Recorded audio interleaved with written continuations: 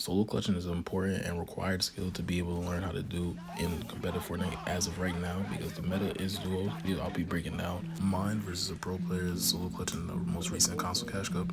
First, material conservation is an important thing to learn how to do to just save materials in the game, but I would argue to die without any materials left than to die with materials, just because the simple fact that if you have more builds to place, you're likely to live longer. So in this scenario right here, I'll build a 2x4, four different layers just to move around. I pulled circle and instantly a duo in front of me decided to try to keep me.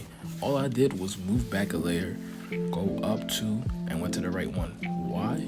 I had all that space to be able to maneuver around. The second thing to learn is moving circles. There's moments in moving circles where typically the spot in storm will open up slightly. It'll be in circle for a few seconds or whatnot, and you have to learn that stuff if you want to be able to just rotate freely without getting full on keyed or held. And those things you learn from playing solo scrims, duo scrims, trio scrims, whatever, just playing scrims and making it to end game constantly. Then you understand how circle pushes and opens up. I seen there was an opening right there where I could get into the water and get more dashes. So I waited a few seconds while everybody's rotating, got into the water dash, and be able to pick off and kill certain players. So as you see, I already have a whole trap set up. I boxed up as I seen a person coming in and easily killed them, finish them off, got a quick little refresh. And refreshes are really important to learn how to do too.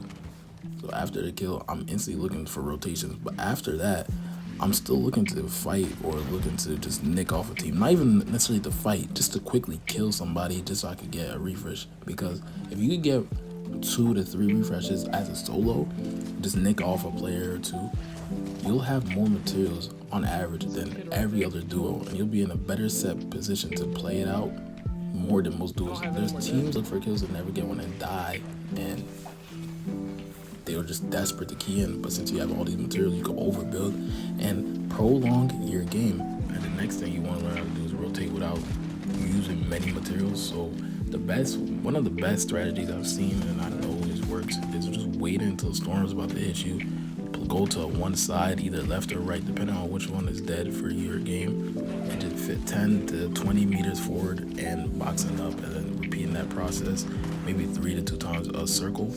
But the thing about this is if you do it incorrectly, you will get killed pretty fast. So you have to learn how to do it. And the way you learn how to do these things is solo scrimming, duo scrimming, practicing this in all types of scrims. So once you're at this part of the match, you're basically just trying to switch layers up and trying to win the game, trying to find a way to maximize your placement depending on what your loot's looking like, either to win the game or to get top 3. So my position right here, I'm looking for a refresh because of my match is low. And a really good thing to have, this is like a skill I would say, I would consider this a skill, is game sense and game movement. Like knowing your movement, knowing how to move in certain positions, knowing that you could creep in this certain positions, like right there, going through that little corner right there, mantling up, knowing how to switch layers, knowing how to just be able to know the game in general. There's multiple little angles or little cracks, little like slides that you could do inside like nicks and crannies that you wouldn't necessarily know if you don't play the game enough or if you don't try it. So like right around here, I get a refresh because I see somebody next to me, kill him, I get his loot, and then I slide under it. That's a great play. A lot of people aren't necessarily familiar with that type of play. They would just not know what to do, maybe rotate around and die because I have 40 HP. So those things, like little things like that, help you live longer and just prolong the game. I died trying to get a kill out of the 2, and overall it was a decent game. And now we're looking at Dave's match. So his scenario, this is his last game in the console cash cup. He needs a win or top 2 with a lot of kills to win, to be able to qualify. He's a player, very hard crack shield I believe, and just knows he has to just get in his box. His teammate just died, so what's the point of not getting the refresh? This is an easy little kill for him. He has storm sickness, so he cannot take storm damage. That kill allows him to get his wood to max, his metal to max, and his brick to 300. He uses majority of his brick just to tarp out because he doesn't want to risk it. His last game, he doesn't want to do the free rotates. He has to play it safer. That's the difference. So knowing that, after seeing his map refresh, he knows it's either now or never. So he decides to take height, switch layers, and take height. As a solo, if you want to take height, you got to be aggressive. As you see, Dave fizzes himself up, and he just goes straight up. He doesn't care about anything else in the world. He's going for height. Sees the height player, sees another solo on height, easily just walls him. He doesn't look for a shot. He doesn't look for anything else. He just walls him and storm. The smartest thing for the other player to do is he just go straight down. Allow the guy to take height. He took it from fair and square. He can't do anything else about it. If you go for height and you can catch them off guard, you'll most likely get it. And you see they got the kill from that because height player most likely just died in a storm. He can't really escape. There's nothing he could do. Now, what they does here is what everybody should do on height.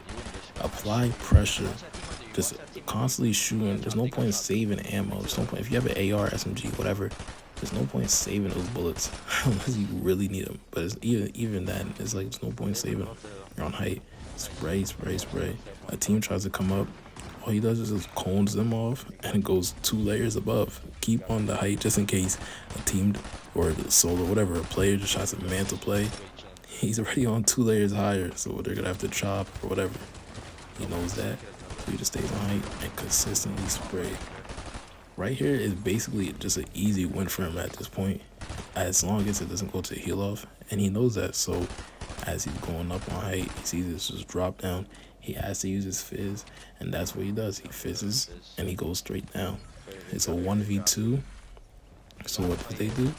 Go into the first guy's box, knocks one, and he just plays circle. Now he's in a disadvantage, but the other player doesn't know that, so he takes it slow and waits for the mistake. The mistake he did is go straight down. They just 2 shots him and he wins.